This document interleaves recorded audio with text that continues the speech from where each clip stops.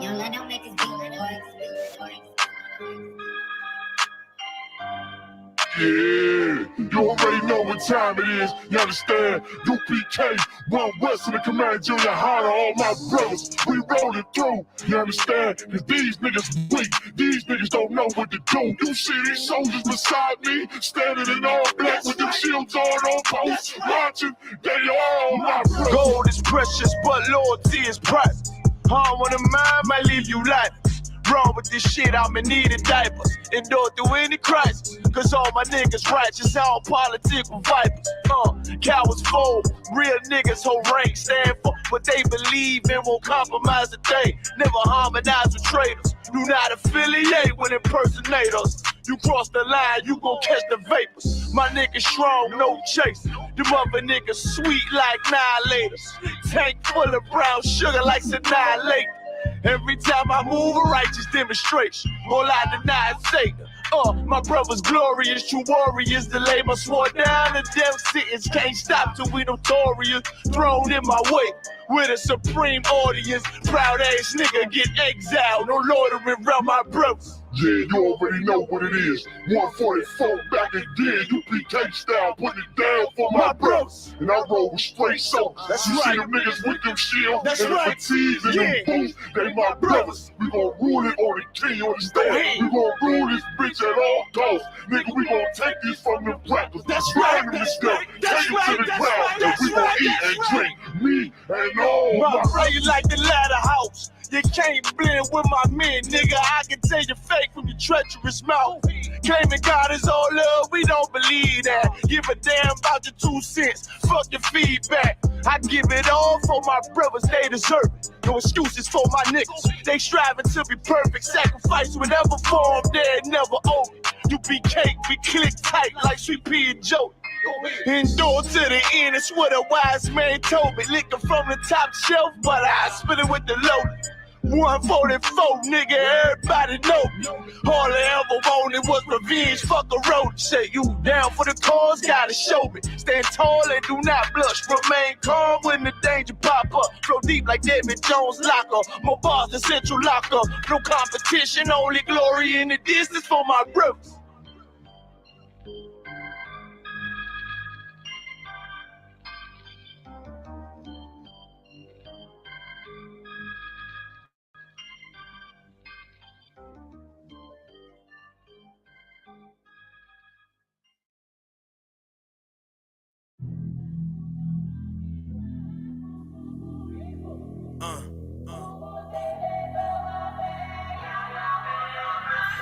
I put on for my city, even more for my company. The war might get ugly, fight it until we comfortably sitting in position, our faces all on our currency. Fuck the opposition, we cooking them like an oven bee. Wanna be a soldier, I show you, just come and fuck with me. Put you onto that fly living with fly fringes, fly women and fly linen that vibe with us. Ride with us, cause if you down, you die with us. Gun supersized and served with fries, nigga. Got a spaz on them, the only way that I do it. I keep the flow fluid, pull up in the beige Buick, hop out with the same type mask that Bane uses. Me, I was born in the dark, we changed to it. Rappers went soft out here when he raised music. Stayed true in no skinny jeans or tight blazers. Beam on the chopper like a lightsaber. Gear like a Jedi, power of Darth Vader. Shot, giving you double like bar waiters.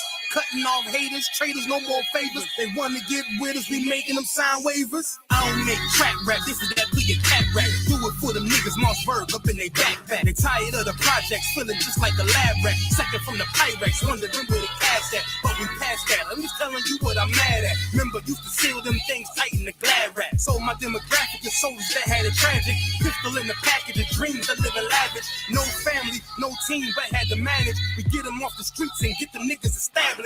Getting back to business and getting rid of you faggots. No homo, where you ride a Caposo Polo. Cause we out here battling dragons with Nakamoto. The type that choke Eric Gardner while others snapping photos. The demons that portray Von Martin up in the coffin. Coming for my portion, so hand it over with caution.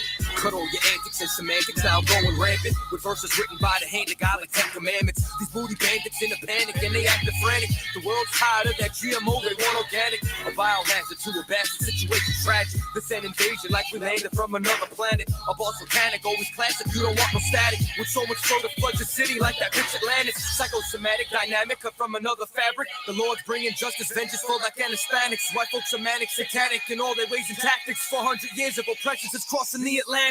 This systematic practice got us all ass backwards. He kills us all and acts like we're the real savage. Please excuse me, I'm about to make another status. Fuck America, hashtag no white life matters. They want our head like John the Baptist. White America, been afraid of the black fist. Are trackless, got us on the FBI blacklist. Christ is coming back to knock the world off its axis. Try to sleep on me and I'm flipping over your mattress. Iverson flow, just go, I skip practice. You fake with bitch tendencies, nigga, you an actress. Things just ain't the same for rappers. Ever since the game got taken over by these crackers. Culture thieves, blood-sucking demons, Count Dracula. It's time to flip it back like a spatula. Spectacular vernacular, rhymes that'll damage her. Sucker MCs can't contend, don't got the stamina. They only in it for the cheese like a lab rat. These niggas been ducks. Aflac flow so sick, gotta approach me with a hazmat. You spit that raw hardcore, you scared of the backlash. Wanna clash, homie, we can crash like the NASDAQ. All people royalty and we about them like ASCAP. While you trash rap, matter of fact, you can ask that. Right? We're independent, taking over, we don't rock with you. So they want a nigga taken out like the Apocrypha. Don't think I won't hit you cause I'm popular. Ty War been ready for war and so is Katiza.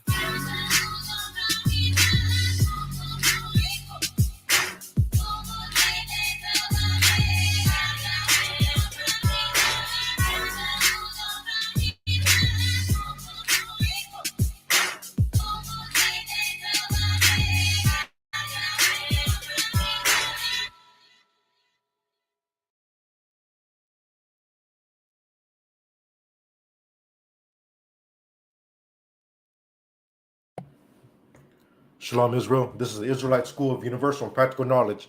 Started out of 1 West 125th Street in Harlem, New York. And we've been speaking the truth to Blacks, Hispanics, and Native Americans since 1969.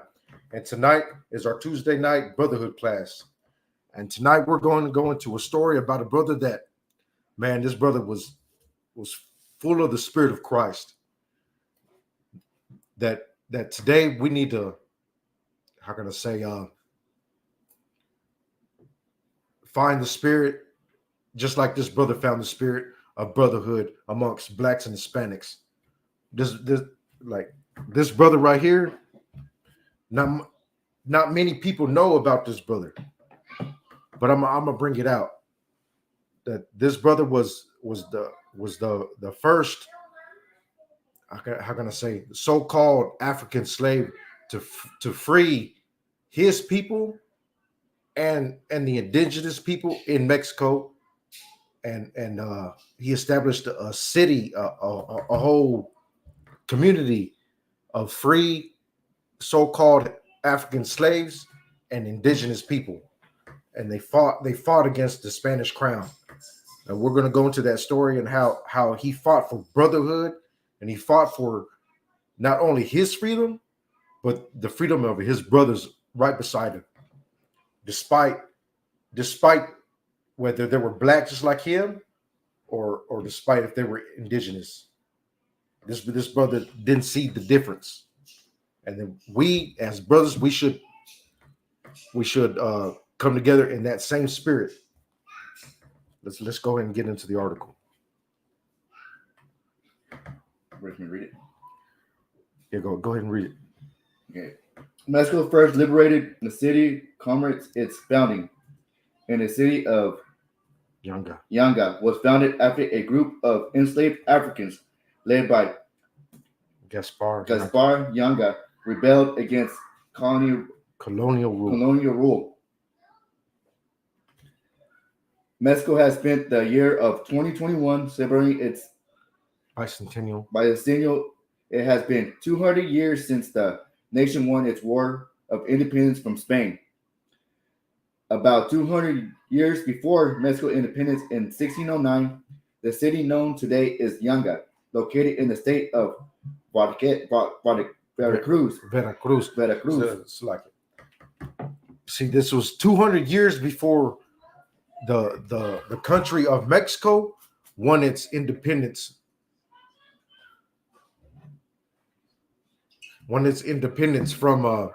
From Spain.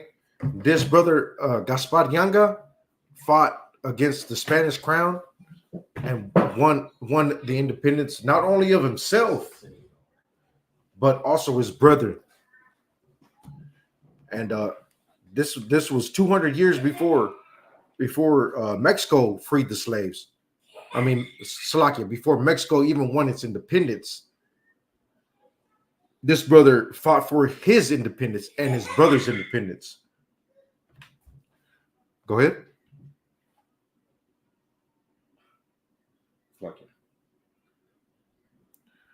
Won an important battle against the Spanish crown. Yeah, I gotta load that quick.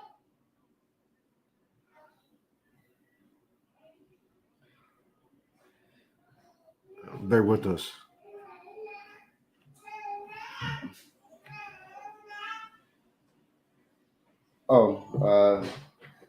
Won his important battle against the Spanish crown, paving their way to freedom and becoming the first self-liberated and independent town in the Africas. No, in the Americas. Oh, Americas. In the Americas, it was the very first liberated of slavery town in the Americas, and this was in Mexico. Like when Mexico was still under the Spanish crown, this brother fought and liberated a whole town of so-called Africans and so-called indigenous people of Mexico. Go ahead.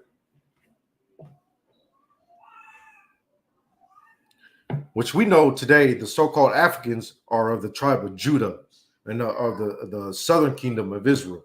Right. And the indigenous people of Mexico are of the northern kingdom of Israel, which are your in Mexico, which are your Ishkarites. Go ahead. Yanga is Commemorating its history with receipts. Is now has dignitized and certified copies of city's founding documents, paperwork originally received from the Spanish monarchy in 1618. Now displayed on the ground floor of Yanga City Hall to celebrate.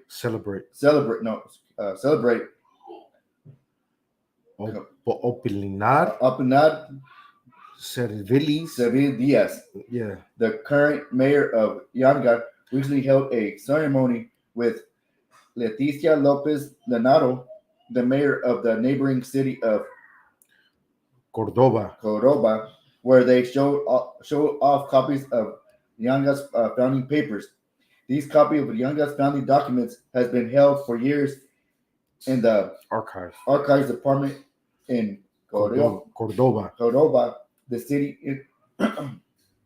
initially established as a military base, specifically based. It was close enough to Yanga to monitor the black population there.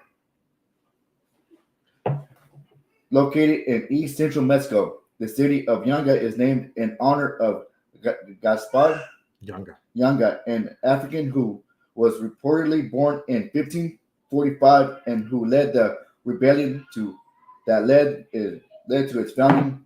Yanga was said to be the direct descendant of royalty in either Angola or Gabon. I'm gonna stop you right there. See, this brother Gaspar Yanga was believed to be a direct descendant of royalty in Angola and Gabon, which is in West Africa. West Africa is where the Hamitic tribes forced our people to, because when our people escaped Roman persecution in the 70 AD, they fled into Africa, the southern kingdom. They fled into Africa and they settled into West Africa. And our people, which are the salts of the earth, they developed kingdoms there. And this brother was how can I say believed to be a direct descendant of that royal bloodline that was in West Africa. So this brother wasn't just a regular peon. This brother had dignity behind him. Right. This brother was a well-known man in his community. Right. So this brother had some respect upon him. So this man could have just looked out for himself, but he didn't. He looked out for his fellow man, his brethren alongside him. He could have just got together with the Spanish and leaned on his royalty. Right. But he did not. He suffered in the mud with his brothers. Go ahead.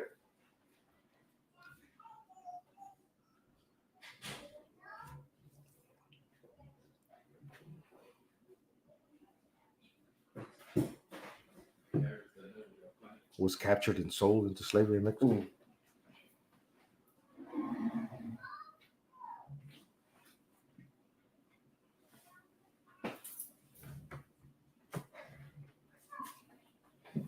Yanga was enslaved on the no, before that, was captured and sold into slavery in Mexico. was captured and sold in slavery in Mexico, known at the time as New Spain. Right. See, during this time, when Yanga was enslaved in Mexico, it was still under Spanish rule, and at that time, it wasn't known as, like, we didn't call our land Mexico. We didn't call it Mexico. We called it by our respective tribal name, which was if I'm not mistaken, Anahuac. We called it Anahuac, but we as a people called ourselves Mexica, and the Spanish crown decided to name the land after the people, and they couldn't pronounce Mexica, so they said Mexico. That's right. Where you get Mexico from, but it's actually pronounced Mexica after the people. It's right. It's not the name of the land. The land is called Anahuac. Right. And if I could, that's the same thing that happened with, a lot of our names, a lot of the names that we had for our people, for our tribes, for our lands. What happened is it was bastardized. Right. It was because bastards came into our land. Bastards, came and right. divided us, and they bastardized our language. And a perfect example of what we have today is the so-called Jew that lives in Israel right now, the small hats. Right. They speak a bastardized version of Hebrew. Right. They don't speak the real Hebrew. They don't speak the ancient Hebrew that our ancestors spoke, that Moses spoke, that David spoke, right. that Samuel spoke, that Solomon spoke. We're the ones who speak that language. They just bastardized it and made it what they decided that they wanted to make it. It's the same thing that they did with our language, and the same thing they did with our lands, and the same thing that happened right here. Right. Hey. Yeah. Quiet. Here, go ahead.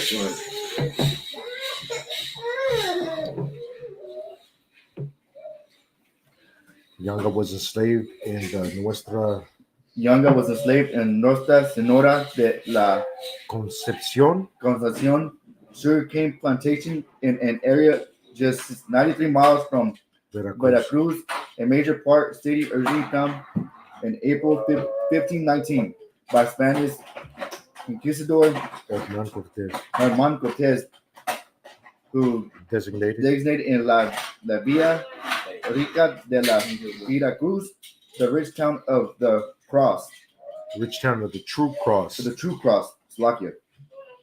Veracruz very quickly became an important harbor for African enslavement in Mexico. Enslaved Africans and indigenous people captured and sold into a brutal caste system that privileged Spanish colonists. Right. See, many people don't know this history that us so-called Mexicanos were enslaved with blacks in Mexico. They don't know that. This history is actually hidden from us because they do this by design. They want us to fight against each other, to believe that we are not brethren.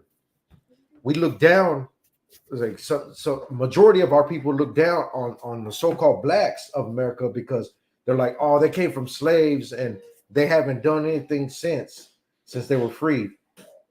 Nigga, you just like them. You come from slaves also. Know what I mean? Like, who are you to say that you are better than them just because you're a little lighter? You come from slaves also. But that history is purposely hidden from us to divide us. Right. And then this caste system that they set upon us was devised on our people to further division between us, because once the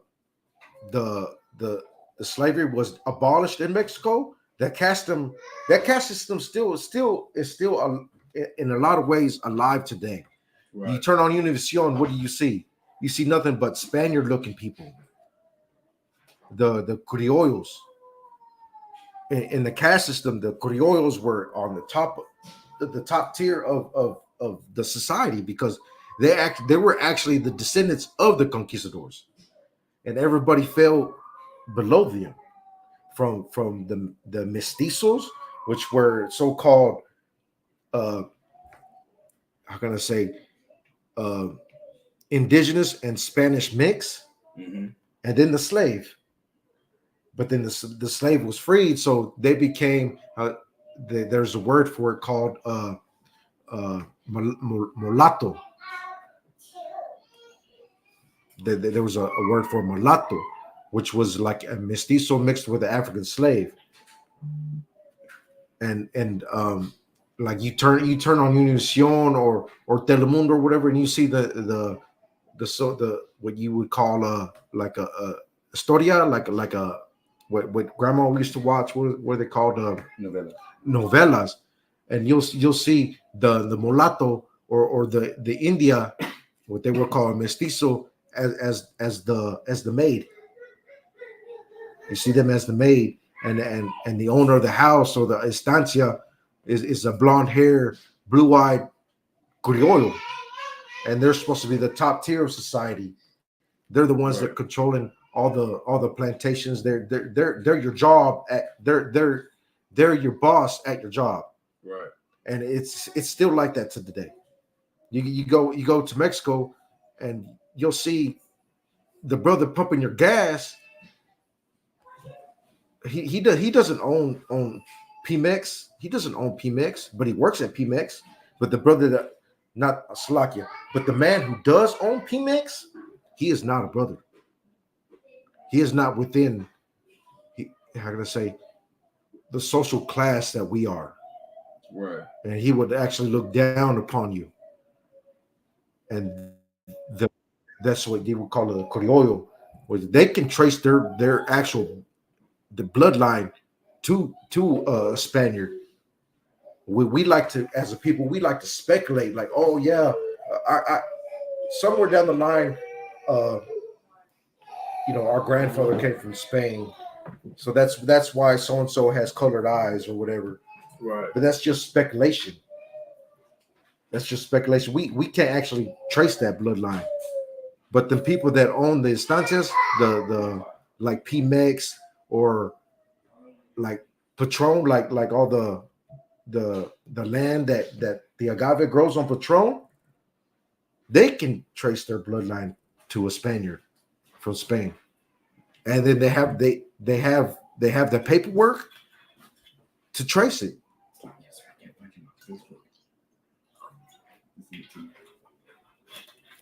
But Slacky, I need you to go back into the I need you to concentrate on the article.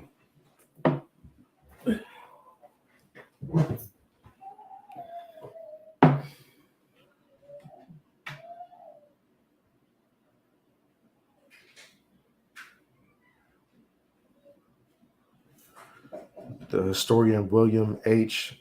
Dusenberry. Where we at? The historian William H. Dusenberry, right below the picture. Okay. The historian William H. Dusenberry noted that in Veracruz, enslaved Africans lived under strict laws in New Spain. Viceroyal systems. Those Africans who were able to liberate themselves from slavery were treated even worse. Right.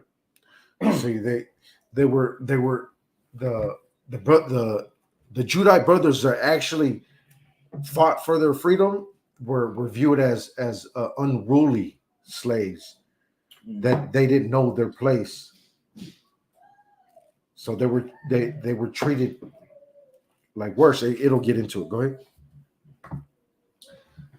The Negro or Negro woman absent from the service of his or her master for 4 days shall suffer 50 lashes of the whip, and if they should be away more than 8 days for distance exceeding 1 league, each of them shall suffer 100 lashes. Iron fitters weighing 12 pounds shall be tied to their feet with rope, which shall carry for 2 months, and shall not take off under pain or 200 leashes for the first offense. And for the second, each shall take 200 leashes and shall not take the weights off for 4 months. Right. See, this right here is actual a curse that we suffer from the Most High for not obeying His laws. So we as a people need to come together and love one another and start obeying the Most High and seek His face. And that's the only way we as a people will rise from this oppression. Right. So I need you to pull up the book of Deuteronomy, chapter 28, and I want you to start at verse 48. See, this is a curse, and I'm about to get into it in Deuteronomy chapter 28. Salaki. Go ahead, sir. Before we do that, let me just play this. Let me play this video real quick. Give me 1 second. It's like it, sir. 28.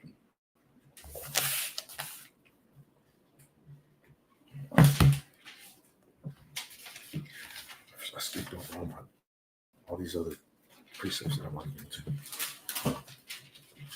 So I'm just playing this video that's basically going to be, backing up and just summarizing, the history, everything you just laid down about this brother right here, man. This video right here was made by a brother in the school who has a YouTube channel called Black Authentic Truth.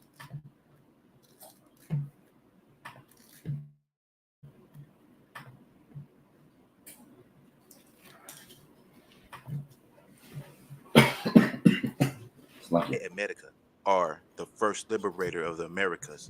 Gaspar Yanga led one of colonial Mexico's first successful slave uprisings and would go on to establish one of the America's earliest free black settlements. He was a man who would be no person's slave.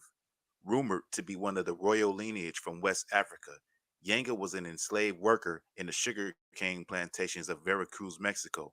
In 1570, he, along with a group of maroon followers, escaped, fled to the mountainous regions near Cordoba, and established a settlement of former slaves called Palenque. Though it is poorly documented, We know Palenque life was simple: substance farming and religion that was heavily influenced by the Negro slaves. The location gave Yanga's groups relative safety and for 30 years served as a safe haven for escaped slaves. Given that the colony couldn't engage in commerce with other villages and merchants, Yanga's group targeted caravans on the Royal Road, which ran from Veracruz to Mexico. Taking the role of spiritual and military leader, he structured the agricultural community in an ordered capacity, allowing its growth and occupation of various locations. Hiding now in New Spain's coastland highlands, the people of Yanga's settlements would attack merchants and armed military alike with crude weapons and strategy. Perceived as dangerous to the colonial system of slavery through their daring actions against royal commerce and authority, New Spain called for the annihilation of Yanga's Palenque. Destroying the community and its leader would send a message to other would-be rebellious slaves that Spain's authority over them was absolute. The Spanish couldn't beat Yanga though. They tried. He was embarrassing the crown. In 1609, Spanish authorities sent a well-armed militia to defeat Yanga and his men. Yanga attempted to broker a treaty. Spanish commander Pedro Gonzalez de Herrera refused the terms, and a bloody battle followed at the Rio Blanco. The Spanish burned down a primary Yanga settlement. Since most of the Maroons managed to escape into the woods and brush, the battle was essentially a draw. The Spanish were stuck in a deadlock with the Maroons for years and agreed to meet with Yanga forces. Yanga offered to make peace, but with certain terms, the most important being recognition of the freedom of all the Palenque's residents prior to 1608, the acknowledgement of the settlement as a legal entity which Yanga and his descendants would govern, and the prohibition of any Spanish in the community. Yanga, in turn, promised to serve and pay tribute to the Spanish crown. After years of negotiations, in 1618, the town of San Lorenzo de los Negros was officially recognized by Spanish authorities as a free black settlement. It would later be referred to as Yanga, named after its founder, Gaspar Yanga. This is the story of Gaspar Yanga.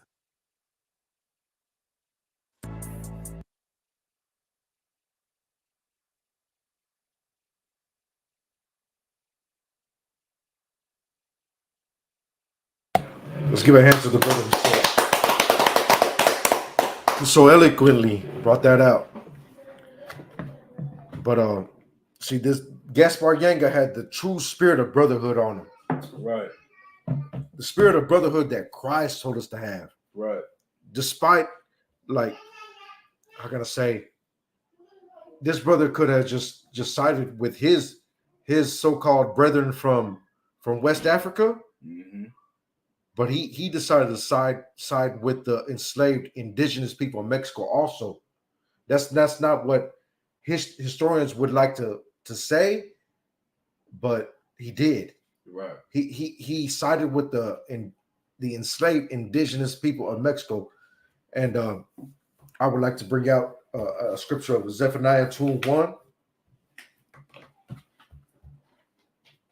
Because this is the only way we can rise above of the oppression that is set upon us. Is the spirit of true brotherhood. Like, you can't just side with so-called raza and how can I say rise above this oppression, because the Brown Berets tried it. They didn't succeed.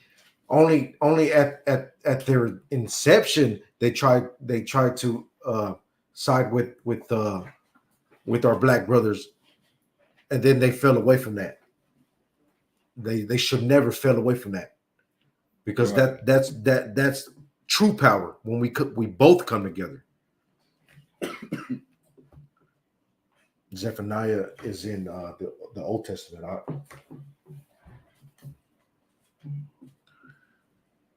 We as a people should stop looking at each other as different, blacks and Hispanics and Native Americans. We already see Native Americans as our brothers, right? But we don't see blacks as our brethren. We need to put that mindset away from us. We suffer the same oppression.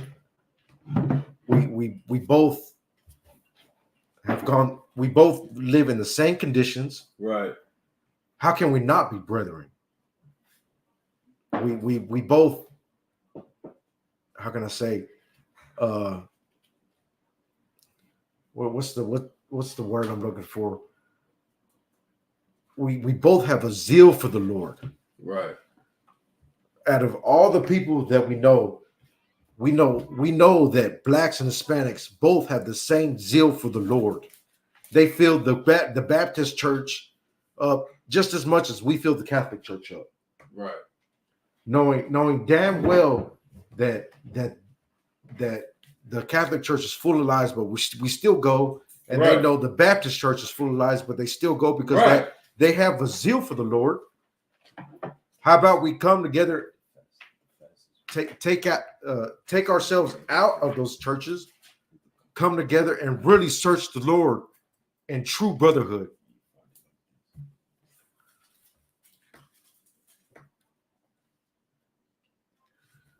But society would have you believe that blacks and Hispanics are different just because they come from so-called West Africa, and we come from this part of the land.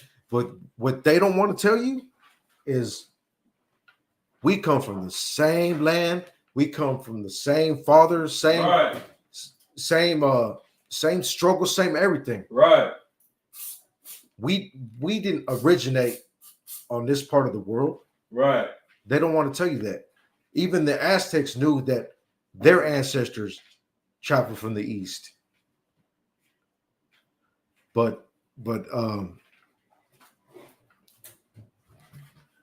they still want us divided because they know once we come together, our oppressors rule over us will end.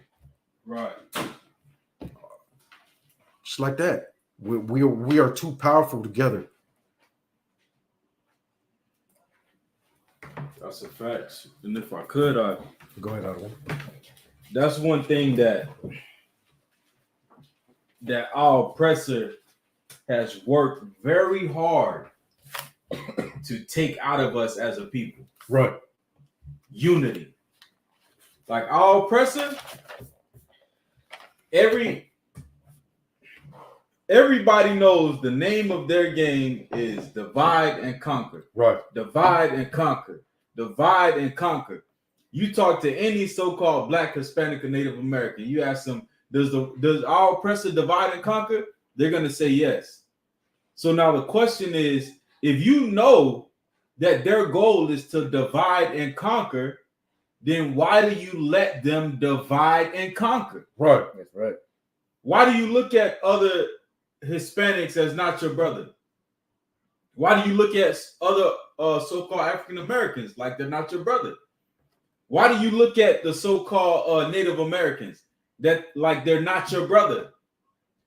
When we have all this history right here in front of us, right, showing that there was a time where we will come together to fight against the people oppressing us. Right. It's all throughout the history, man. This brother is just one example. Right. There's going to be many more examples that we continue to bring out as these classes go on.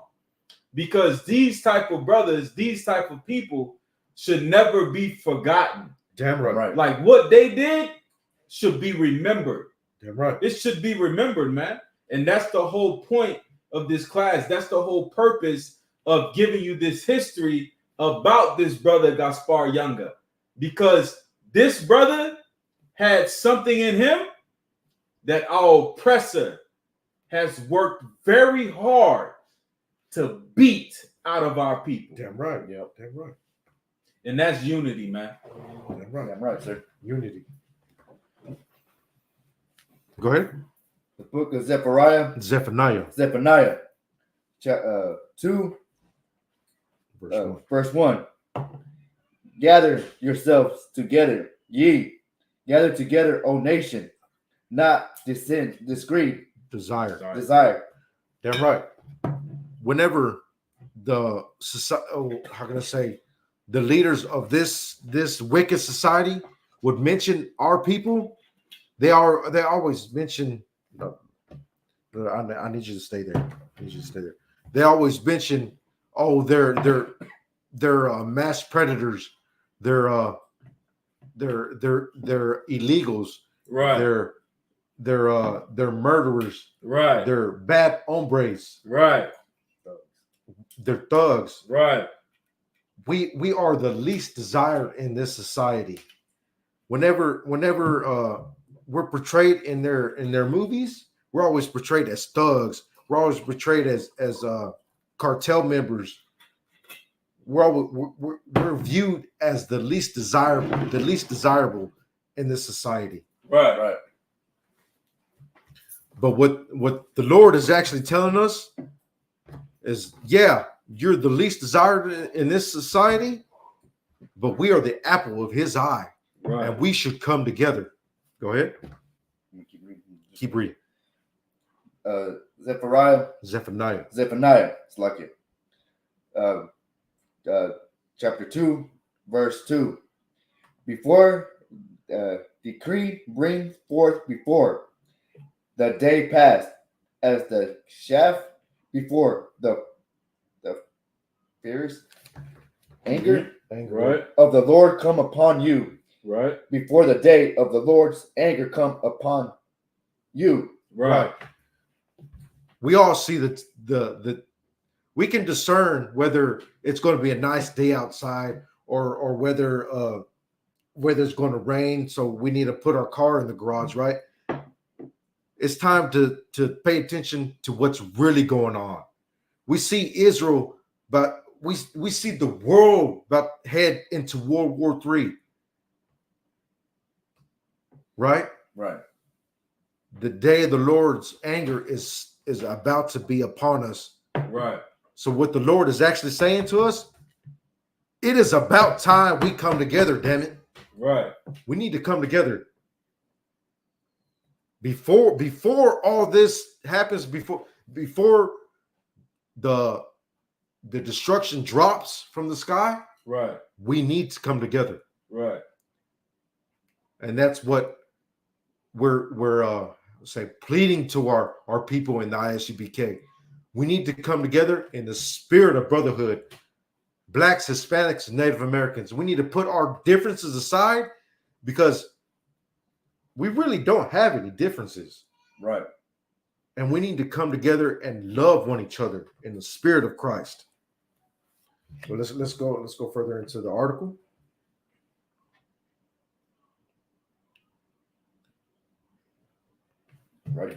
Right.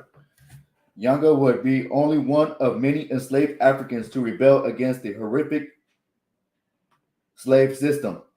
Yanga rebelled in the year 1570, which composed of several hundred enslaved Africans who, once free, fled shelter near the summit of Santa Cruz Mountains. Right. So, Salakia, I skipped to backtrack a little bit. You see, once the Africans would actually try to free themselves, that they were deemed unruly, and they would suffer these persecutions. I'm gonna go back into the article. The Negro or Negro woman absent from their service of his or her master for 4 days shall suffer 50 lashes of the whip. Right. It doesn't say here, but I'm pretty sure it doesn't matter if she was old or if she was 13 years old or even 9 years old. They would whip her. You were just an unruly slave. This is actually a curse from the Most High set upon our people because we broke His laws, because we broke brotherhood, which is the law. The whole law is based on brotherhood. So I want to go into Deuteronomy 28, and let's start at verse 48. The whole law lies on brotherhood. We must love each other. Like you say you love Christ. You say you love the Most High, but you hate your brother. That's not true brotherhood, and that goes against the scriptures. We're about to see. We're about to go into the law right now, and how we broke the law, and these are the curses put upon our people by the Most High.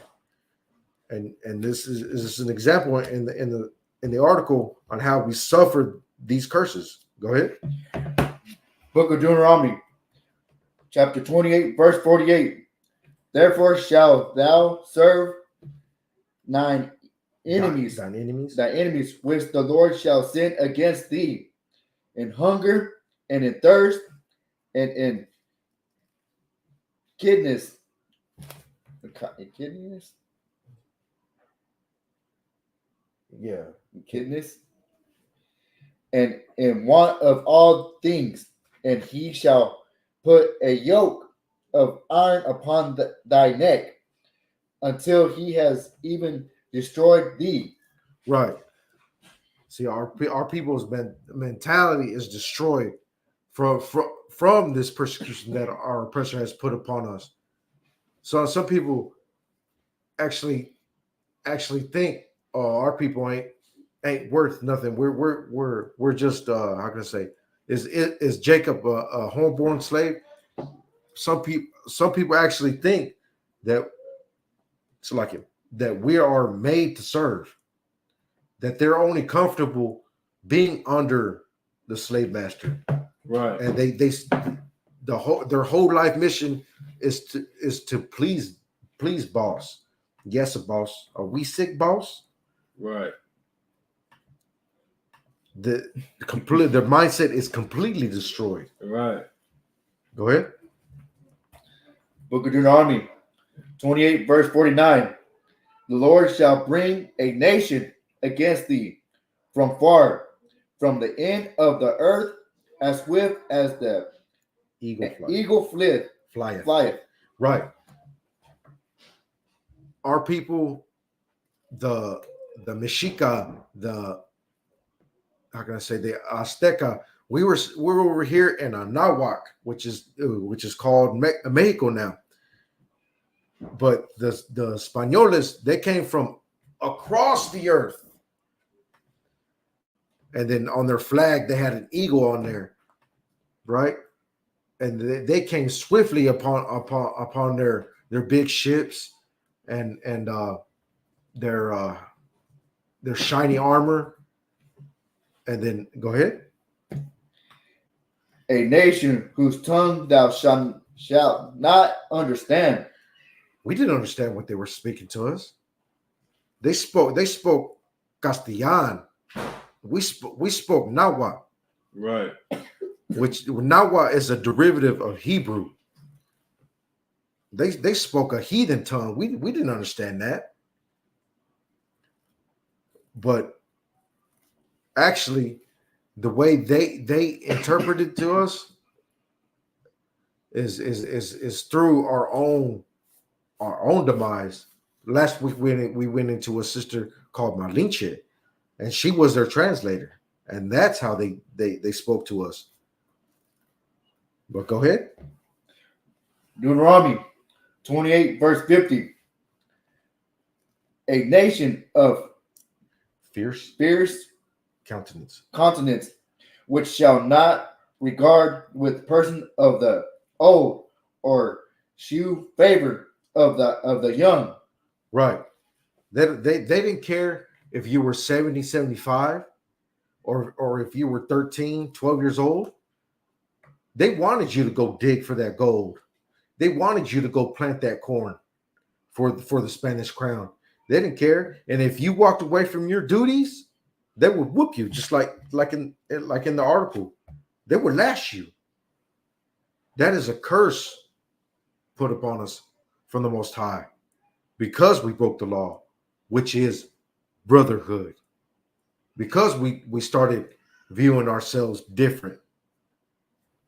Go ahead. I want you to stop at 52. Oh, Deuteronomy 28, verse 51. And he shall eat the fruit of thy cattle. Yeah, cattle. Cattle, and the fruit of thy land until thy be destroyed. Right. See, Which- I'm gonna stop you right there. See, when they came over here, they established estancias and encomienda, the encomienda system. That's how we got our last names: Rodriguez, Gonzalez, Hernandez, Cortez. That's how we got our last names, because they came over here and they established their rule on our land, and they started growing crops to benefit themselves. We are completely destroyed. You go into Mexico, we live in mud huts, right? Right. We can barely afford to live. We slave every day just to survive. We are completely destroyed. Why? They own the land. They own all the land for their benefit. They've been doing that for centuries. Go ahead.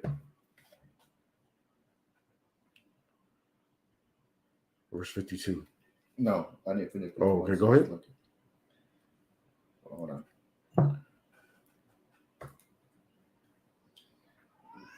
Which also shall not leave thee either corn, wine, or oil, or the increase of thy kin. Right. I'm gonna stop you right there. You go into Mexico. Majority of the raza in Mexico, we don't own cornfields. We don't own how can I say, big ranchos that we can grow significant crops on to how can I say, supply our nation with. They own all them fields to this day. Right. To this day, they own all them fields. They may not be supplying the royal crown of Spain with it. They're filling their own family's pockets with it. Just think about it.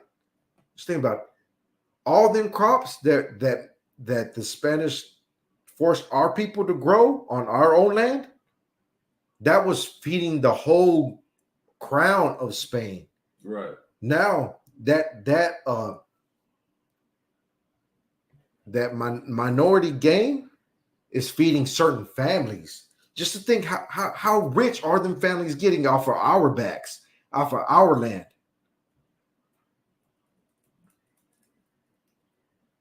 We are completely destroyed. Straight up. Go ahead.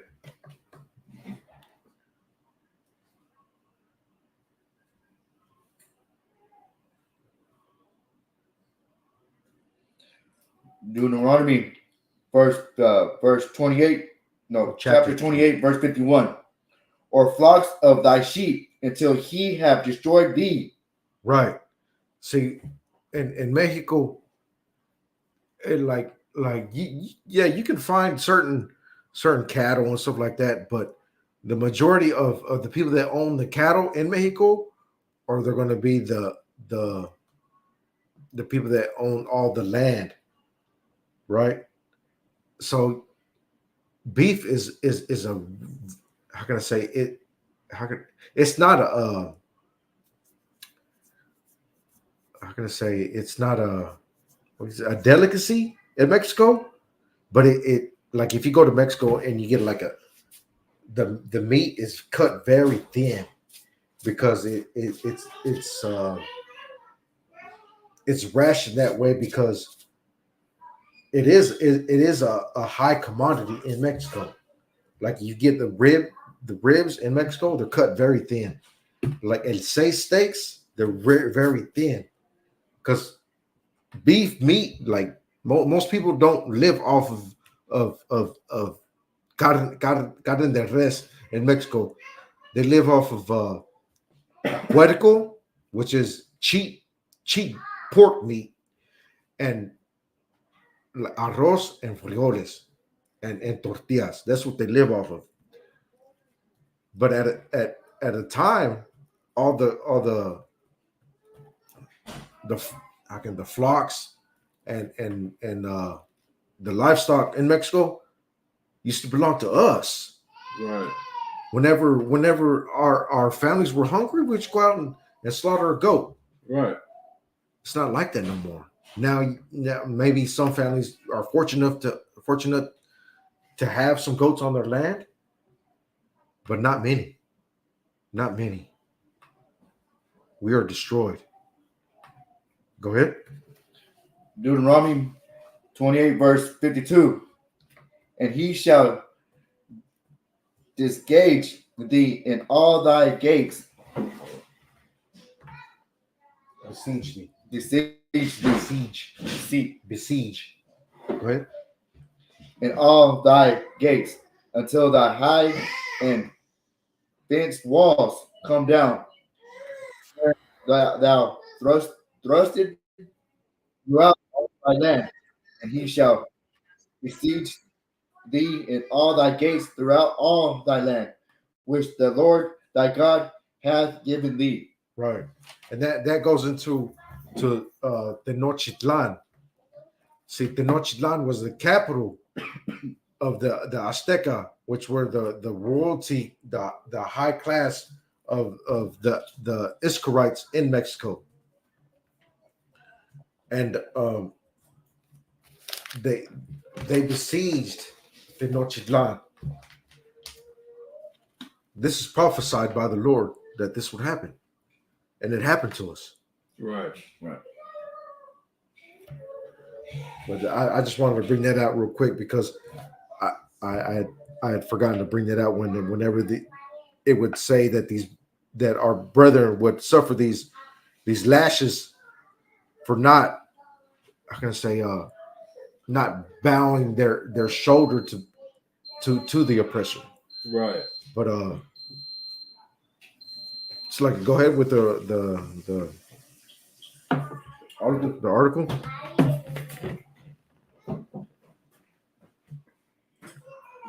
Yanga rebelled in the year 1570, was compromised for several hundred enslaved Africans who once free fled to shelter near the summit of Veracruz Mountains, roaming from Cafre de Perote to the Senora Sierra de la Zongolica, and the highest mountain in Mexico, in Pero de Pico de Orizaba, the self emancipated rebels established a Palenque, a small town where they could live on their own for 30 years.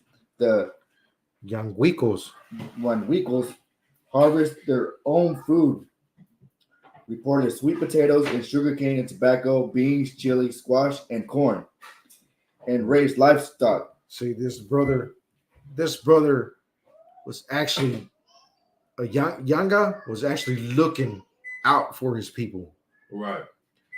And he used, how can I say, he used the tactics of the Spanish against us, so against themselves. So he started like, oh, okay, you want us to plant your crops? No, we're going to plant our crops for ourselves. Right. He started looking out for his brethren. Go ahead. It's lucky. Similar to the other groups who roamed the highlands, they frequently used machetes and sticks to raise supplies from passing Spanish caverns. See, like he would the Spanish had all the riches, right? So he would raid them for their riches to provide for his people. This brother was a real leader of his people. Right. If I could, go ahead, sir. It just shows you how much of a free thinker this brother was. Right. Like this brother right here, he had the mentality of a free man. Right. It's not what our oppressor has, beat into us today, where, everything we need, everything we get, it has to come from them. Like this brother right here, man, like he was, even though they were in the condition that they were in, he was still looking for a way so that they could be independent and be united. Right. To where they could feed themselves. Damn right. You see what I'm saying? And that's something that's been lost because of the oppression that we suffer. Right. Where we don't consider, how we can feed ourselves, because everything we get, our oppressor gonna give it to us. You know what I mean? We on the slave plantation. We know everything we get, all the food, the food we eat, the cabin we live in, everything is going to come from our oppressor. He's going to be the one that provides for us. But this brother right here, Gaspar Yanga, this brother right here, man, he was a free thinker, man. Right. He thought like a free man. Right. Like, how can I feed myself without them? Damn right. How can I feed my people without them? Damn right. And that's what we restored back here in the UPK, man. Right. ISUPK, we restore that mentality on how to think like a free man, how to be a free man, a separate man, independent of the people that oppress you. Right. Because this brother knew that he was like he felt hungry. My brother must be hungry. Right. So I'm gonna feed my brethren so I can eat. Right. He wasn't thinking of himself. Right. He was actually showing real love to his brethren. Right. And if I could, and that's something right there what you had just explained. Like that's something that our oppressor has put in us. It has taught us to only think of ourselves. Right. To only think of, our own bellies, our own stomachs. You know what I'm saying? Like me. What about me? What do I get? And that's the spirit that's on Blacks, Hispanics, and Native Americans. Right. That's the spirit that's on us. And that's why we can't have no brotherhood. Right. That's why we can't, that's why we can't take a L or take a loss if it benefits another brother. Like we can't have no compassion on another brother when we see him at a lower state, or when he's down and out and on the bottom. We can't look at him with compassion and and have some mercy on him and and look at him and say, you know what? If this was me in this position, I would want this kind of compassion. I would want this kind of treatment. We can't do that. No. Instead, our brother's down, we're gonna put more pressure on him to keep him down. We're gonna beat him down even more. Right. You know what I'm saying? Yeah. Like we're not gonna consider his circumstance or anything that he's going through. We're just gonna decide, you know what? I don't care because that's not my problem. Man. And you know who taught us that? Our oppressor. The white man taught us that. That's right. You understand what I'm saying? So like damn right. So now we look at each other like in our culture, in the scriptures, even though we were strangers amongst each other, and we saw each other as strangers, meaning I don't know nothing about you, you don't know nothing about me. Even though we saw each other that way, there was still a code of conduct that we followed when it came to how we treat each other. Right. The compassion we have for each other.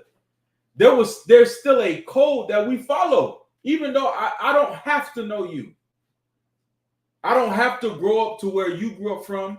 I don't have to know who your mama is. I don't have to know who your daddy is. All I know is that you're my people. Damn that right. You're my brother. Damn right.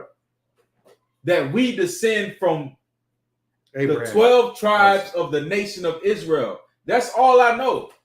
And because of that, I'm not going to let you go hungry. No, there's no way you can go hungry and I just sit there and watch you go hungry. You can't starve in front of me. You understand? Right. You can't live on the street if I have something to do with it. Damn right. How can I allow that to happen and then call you my brother and say you're my people? How can I allow that to happen? Right. I can't. If I'm keeping these laws, if we're keeping these laws, then we can't allow that to happen, man. Right. The scriptures say if it's in your power, then don't hold back your hand from your brother. Don't hold your hand back, man. Yeah. If you have the power to help this brother, to help this sister, if you have the power to do it, don't hold your hand. Don't hold back your hand. Like, that's our bloodline. Yeah, right. Right. Those are the type of people that we come from. Yeah, right. And those are the type of people that we're creating right here. Right here. Yeah, right. Damn right, sir. Right here at this table, man. We're creating those type of people again because that's what God wants. That's what the Most High wants. Yeah, right. He wants those type of men amongst Blacks, Hispanics, and Native Americans. Right. If not, then how the hell can we do Zephaniah 2 and 1? Right. How are we gonna do it? Yeah. If it's just me. Oh man, I'm something going on. Yeah, man. But what about what I'm supposed to get? If we just only care about ourselves, about our own stomachs, like how are we gonna do Zephaniah 2 and 1? We can't. Right. Right. We can't. All right. And that's why brothers like this, Gaspar Yanga, what they did, it should be remembered, man. Damn right. It should be remembered to teach our people and to show our people that this is something that was in us. It's something that was in us and that we've lost, and that's coming back into the earth. Yeah, right. Why? Because brothers like us, we're teaching it. We're pushing it. We're putting it on our people's minds and in their heads so that this spirit can come back into the earth, back into our people. Well, we don't think about ourselves first. We think about what we can do for the brother next to us, right? For the brother in front of us, what we can do for them. You know what I mean? Right. Damn right, sir. Go ahead. Damn. And the only way to follow Officer of 1,000, Kanak Ban Yahawada, is words of the Most High. Let's go into 1 John chapter 4, start at verse 20. Wow. Book 1 John chapter 4, verse 20. If a man say, I love God, and hateth his brother, he is a liar. Right. Right. If a man say he loves God, like, yeah, I love God. Yeah, I go to church every Sunday. I love God. But they see his brother, they see their brother right alongside them, and they're in a low state, and they're like, that I don't know that man. Yeah, he's doing bad, but I don't know him. He should how can I say, grind on his own and pull himself up. What is he to me? When that's your brother. Right. How can go ahead? For he that loveth has not his brother whom he hath seen. How can he love God whom he hath not seen? Right. You haven't seen God. You haven't seen God. Like, the Most High has not shown his face upon you. But your brother's right next to you, struggling. Day to day, struggling, just trying to make it, and you're like giving him the cold shoulder. How can you say you love God when you're doing that to your own brother? Right. Well, if I could, go ahead, sir. If I could, this scripture right here is so deep, man, because it said, read it again from the top. 1 John 4 verse 20. If a man say, I love God, and hate his brother, he is a liar.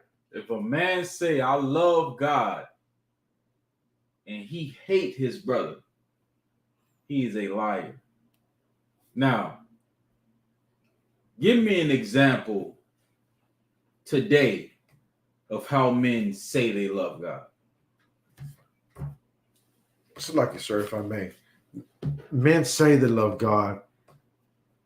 You know, they go to the Catholic Church and then they go say that child abuser, and child abuser tells them to pray the what is that with the beads that they do or whatever, some prayer that they do, and they say, yeah, I did that. I love God, but then they turn around and they're doing the same vile thing that Right. they repented from. Right. So for example, right, today the way men say they love God today, Right. you know, they have their rosaries. Right. That's what you know what I mean. They got their rosary beads. They got the candles. You know what I'm saying? They got the you know, they wear the cross around their neck. Cross tattooed on them. You know what I mean? They, you know, pray every now and then. Say they believe in God. Like, that's the way men today say they love God. Right. Because they don't love God by the way they actually live their life. They say they love God by the idol worship that we're taught in the church. Right. So if you hang some rosary beads, you know, in the you know, you see them with rosary beads hanging, you know, in the rear view mirror of the car. That's them saying they love God. You get what I'm saying? Right. So it doesn't actually have to be something that comes out of their mouth. It could just be something they do like that. You got the rosary beads hanging in your car. That's you saying you love God. But then, on the other hand, you hate your brother. You're a liar. Right. You're a liar. Right. You can't show no brotherhood to nobody that looks like you, that comes from the same lineage as you. You're a liar. Those rosary beads mean nothing at all. Right. Right. It's you. Those rosary beads, it's you saying you love God so you can hate your brother, which just makes you a liar. Right. That's it. That's the only reason it's there. Just to show men who actually strive to live according to these words who the liars are. Right. That's why. We see those beads hanging in your mirror, and we see you with that cross around your neck. We see that just so we can point out who the liars are. Right. Who are the men, who are the people that are liars according to the Bible? Oh, I see one right there. You know, oh, there's another one right there. Look, you got a cross around there. You know what I mean? Yeah. That's all it's for. It's just so we can identify you and who you are in the scriptures. Because you say you love God, but you hate your brother. Read on. 1 John 4, verse 21. Salaki. Read the second part of verse 20. Oh, when it says, for he that loveth not. It's like, for like he that loveth his brother. That loveth not. Oh, loveth not his brother. Hold on. Let me find it. Like it, sir. For he loveth his brother, not his brother, whom he had seen. Whom he hath what? Who he seen. Who he hath what? He's seen. What did he do? He's seen his brother. Right. Yeah, read on. And how can he love God whom he has not seen? How does that work? Break that down. It's like Surf. If I may, they see their brother they're struggling, and then they have no compassion for their brother. Like you see the brother on the side of the road, and he's asking with a sign, "Can you spare some change because I'm hungry?" And like, oh, this bum just needs to get a job, right? And they say they're like, they're showing no compassion for that brother. They're showing no love for that brother, but on their rear view mirror, they're viewing that brother in the rear view mirror, and the same rear view mirror that they're viewing that brother hangs the rosary, hangs the cross, right? You haven't seen God. Yeah. You haven't seen God, but you see your brother right behind you. Yeah. You see him struggling on the side of the road, right? Yeah. To break it down even further, man, look.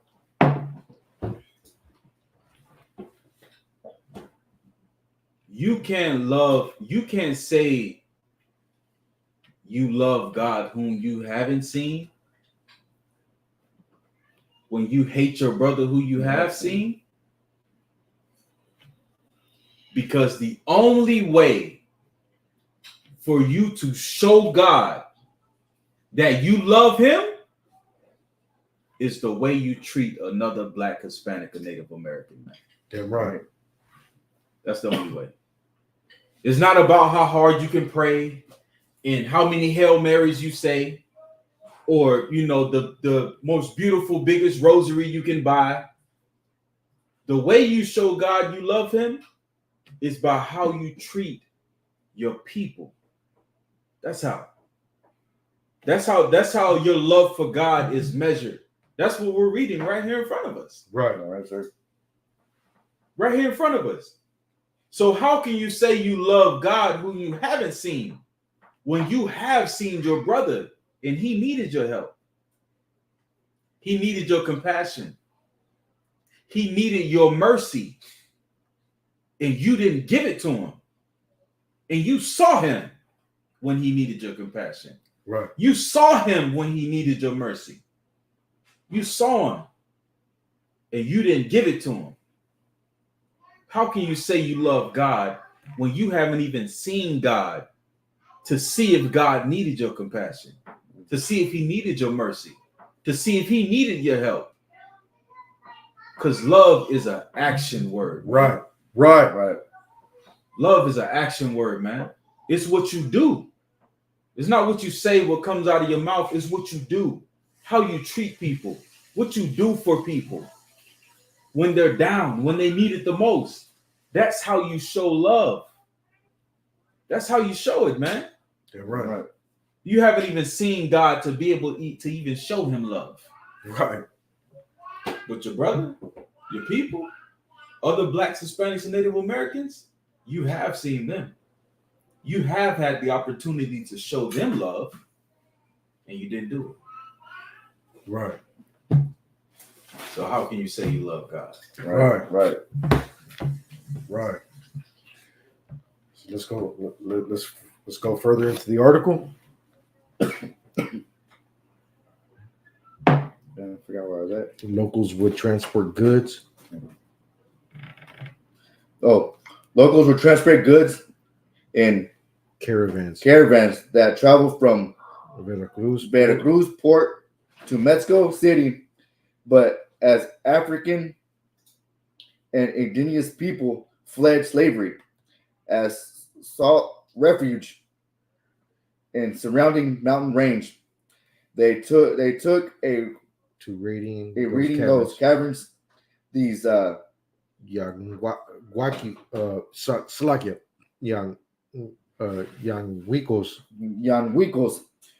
were a threat to the Viceroyal system's colonial order in 1609, when a rumor started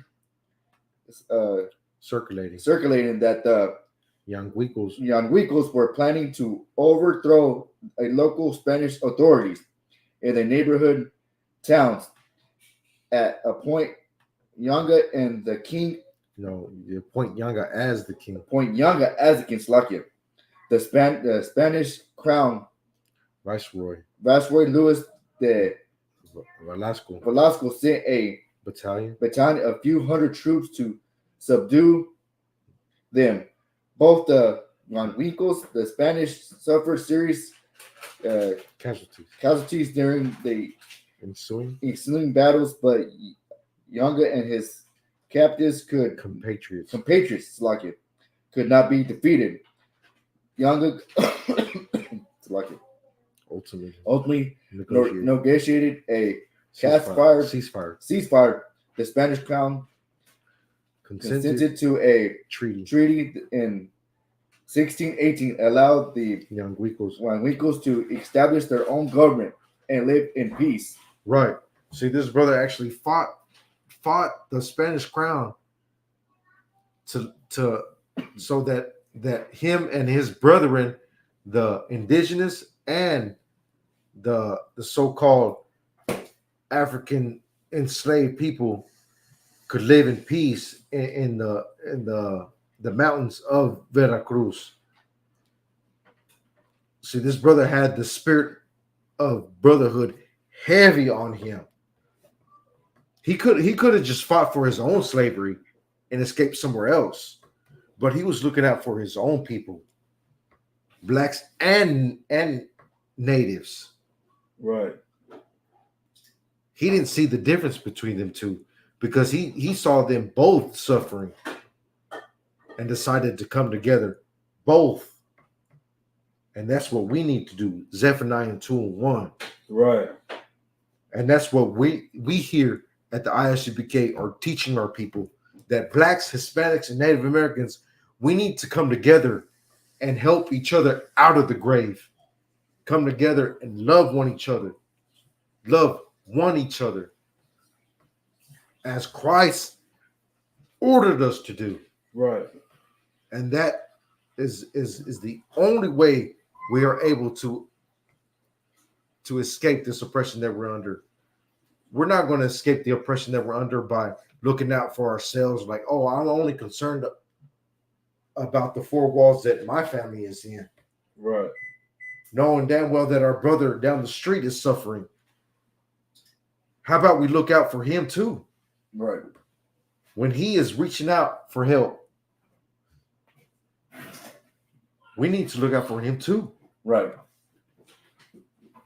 As Christ ordered us to do. And I'm gonna keep stressing that because Christ ordered that from us.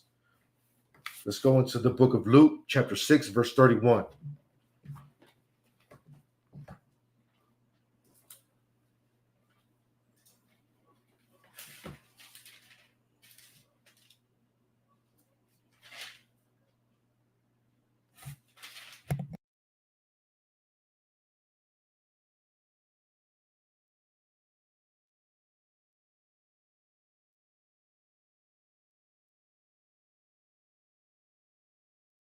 Yeah, you can start wrapping it up if you want.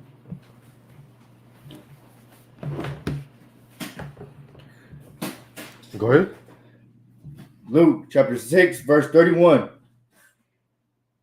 And as he would that men should do to you, do ye also to them likewise. Right. See, this brother Gaspar Yanga, he wanted to eat, right? So he made sure that his brethren ate alongside him.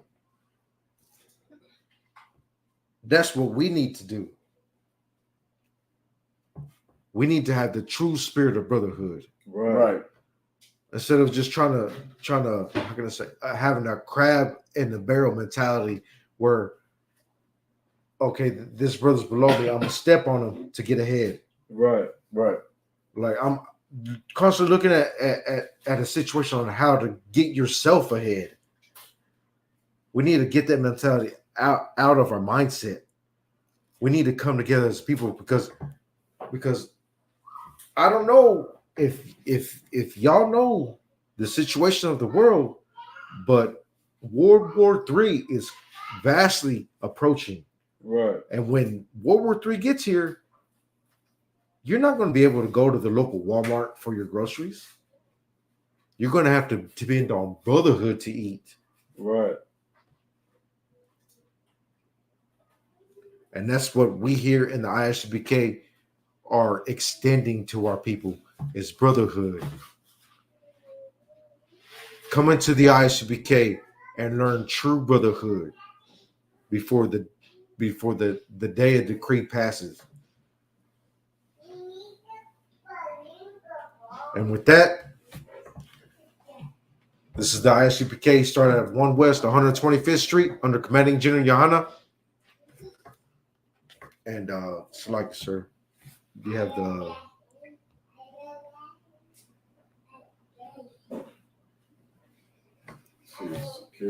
security announcement, sir.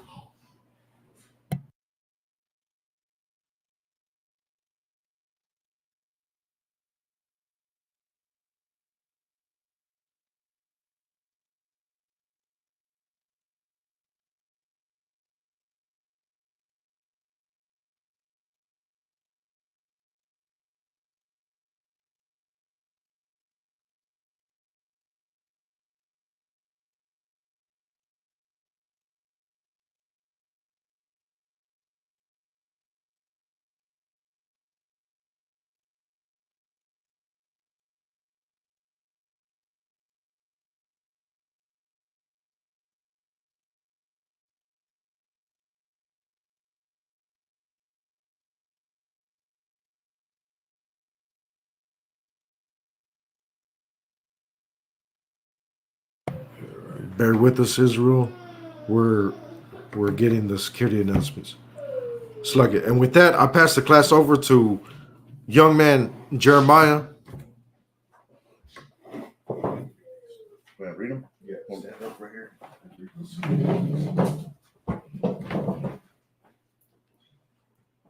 Okay. Oh shit. This is the ISUPK security announcements. This is the ISUPK security announcements. We are the ISUPK, started out of 1 West 125th 5th Street, Harlem, New York. Rule for new brothers and sisters. When a new brother or sister comes into the school, they are off limits for 6 months. They are also to be saluted only. They are here to shed themselves of the world. If they need transportation, the teacher will arrange it. After 6 months, if brother or sister has an interest in a particular person, he or she must get permission from the head to speak to a brother or sister. There is another. Sluck it. There's another 6 months which the brother and sister will court each other. After this 6 months period, the brother and sister will get permission from the head to marry. Tie is a commandment. Numbers 18, 21. Ma'ashra 3, 8 through 10. No, Shalakia. Right here. Malachi. 3, 8 through 10 means 10th of the Hebrew Ma'ashra. 10% of every penny of any increase the Lord gives you. Give to the Treasury Department or teacher priest fund. Free will offering for priests. Not mandatory. Whatsoever amount you would like upcoming holy convocations, announcing a holy what is the next one? Feast of First Fruits? I'm not too sure. Let me see real quick.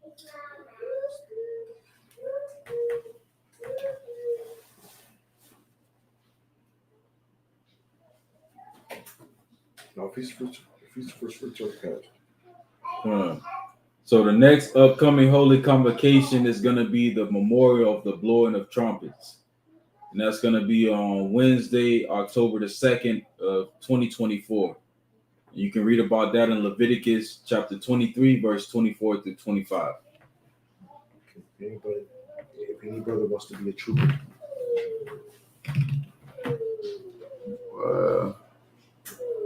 Remind Akwatha to check the bulletin board. You're getting ahead of me. Yeah.